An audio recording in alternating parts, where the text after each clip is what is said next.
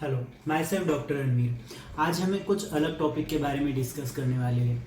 अक्सर हम बीमारियों के बारे में डिस्कस करते रहते हैं, लेकिन आज का जो टॉपिक होने वाला है ये हमारे बॉडी के ग्रोथ के लिए, यानी कि जो ज़रूरी चीज़ें होते हैं जिनमें से एक विटामिन होता है जिन्हें हम जीवन सत्व के नाम से जानते हैं, हम उसके बारे में आज डिस्कस करने वाले हैं।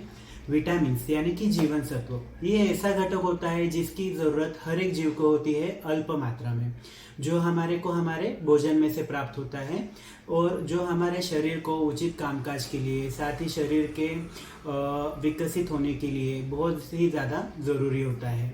अब हम जानते हैं विटामिन के टाइप्स के बारे में, मतलब उसके प्रकार। विटामिन को दो टाइप्स में हमने डिवाइड किया है, एक है फैट सोल्यूबल विटामिन, दूसरा होता है वाटर सोल्यूबल विटामिन।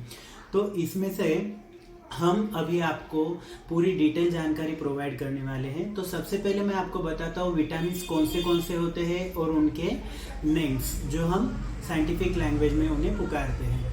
तो सबसे पहले जानते हैं विटामिन ए, जिसे हम रेटिनॉल भी कहते हैं, विटामिन B1 जिसे हम थायमिन के नाम से जानते हैं, vitamin B2 riboflavin, B3 niacin, B5 pantothenic acid, B6 pyridoxine, B7 biotin, B9 folate, B12 cyanocobalamin.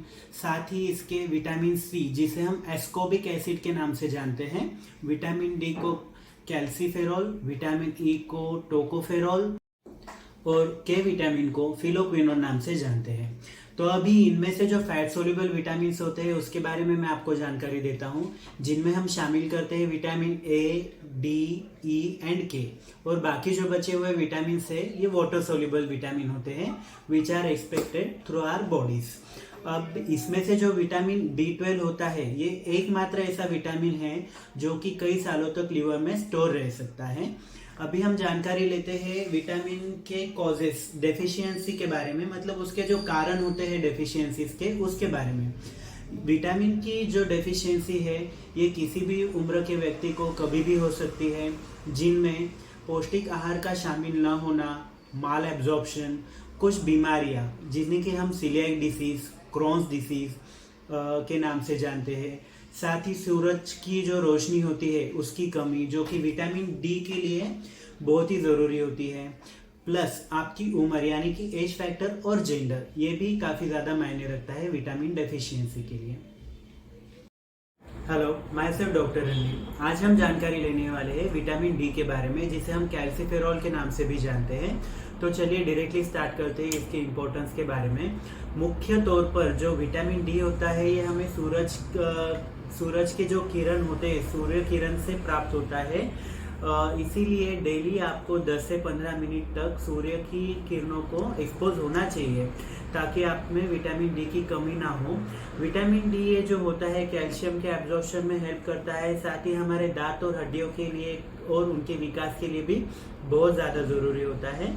इसके साथ साथ ही फॉस्फोरस की जो हमारे बॉडी में लेवल होती है इसे मेंटेन करने में भी बहुत ज़्यादा ज़रूरी होता है। अब हम जानते हैं इसके डेफिशिएंसीज के कारणों के बारे में।